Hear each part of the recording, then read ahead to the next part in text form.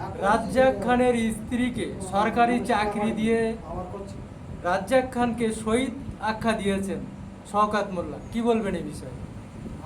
চাকরি যদি কেউ পায় তাহলে তো এটা আনন্দেরই কথা, কিন্তু বিষয়টা দেখতে হবে ৬,০০০ টাকা বেতনের চাকরি নয় তো, এটার দিকে নজর রাখা উচিত। কেন এই ৬,০০০ টাকায় সংসার চলাটা খুব কষ্টকর। আমরা দেখেছি ইতিপূর্বে দিদিমণি বিভিন্ন যারা মারা গেছে তাদের ফ্যামিলিকে কর্মসংস্থানের ব্যবস্থা করেছে, চাকরি দেওয়ার ব্যবস্থা করেছে, কিন্তু চাকরির বিষয়টা এরকমই ৬,০০০ টাকা বেতন, অতএব যেতে আর আসতে তার গাড়ি খরচাটাই হয়তো হয়, তো সেরকম চাকরি নয় তো। এটা আরও বিস্তারিতভাবে দেখে শুনে তারপরেই বলা উচিত। তবে শওকত মোল্লা যে কথাটা বলছেন, এই চাকরির সন্দেহ আছে যে কতদূর কি হচ্ছে।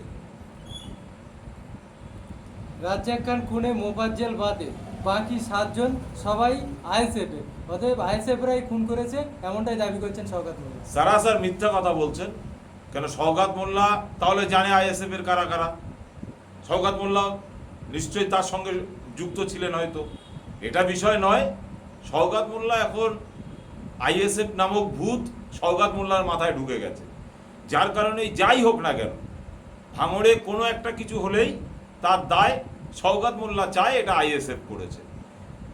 শওকত মোল্লা জানে না ইন্ডিয়ান সেকুলার ফ্রন্ট বোমগুলি পিস্তলের রাজনীতি করে না, এবং ইন্ডিয়ান সেকুলার ফ্রন্ট বোমগুলির রাজনীতি থেকে বিরোধিতা করেন, এবং বোমগুলির রাজনীতি যাতে পশ্চিমবাংলায় না থাকে তার জন্যই ইন্ডিয়ান সেকুলার ফ্রন্ট, বিশেষ করে পীরজাদা নওশাদ সিদ্দিকী সাহেব, তিনি রাজনীতির ময়দানে এসেছেন এই ধরনের কার্যকলাপগুলো যাতে বন্ধ হয়, এই অসামাজিক কার্যকলাপগুলো যাতে বন্ধ হয়, সংবিধান মোতাবেক যাতে দেশ চলে, রাজ্য চলে, রাজ্যবাসীকে চালানো যায়, সেজন্যই নওশাদ সিদ্দিকী আজকের রাজনীতির ময়দানে। অতএব যারা নওশাদ সিদ্দিকীর নামে বদনাম করতে চাইছে, ইন্ডিয়ান সেকুলার ফ্রন্টের নামে বদনাম করতে চাইছে, প্রশাসন যদি তাদেরকেই ঠিক মতো টাইট দেয় তাহলেই দেখবেন তারা হয়তো একে একে ধরা পড়ে যাবে। রাজ্জাক খানের স্ত্রীকে নিয়োগপত্র দেওয়ার পরেই সাংবাদিক সম্মেলনে শওকত মোল্লা দাবি করেছেন নওশাদ জালিয়াত এবং মিথ্যাবাদী। মমতা ব্যানার্জি মিথ্যা কথা বলেন না বা জালিয়াতি করেন না, এইটাই বোঝাতে চাইছেন, কি বলবেন এই বিষয়ে? যে যেটা খায় সে সেটার ঢেকুর তোলে।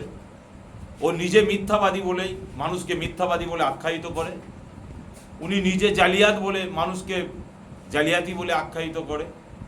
তবে আমরা কিন্তু ছাড়ার বান্দা না। ওনাকে বলে রাখি, সময় এলে বাংলার মানুষ আপনাকে, ভাঙড়ের মানুষ, ক্যানিংয়ের মানুষ আপনাকে সঠিক সময়ে সঠিক জবাবটা দিয়ে দেবে, তার জন্য আপনি তৈরি থাকুন।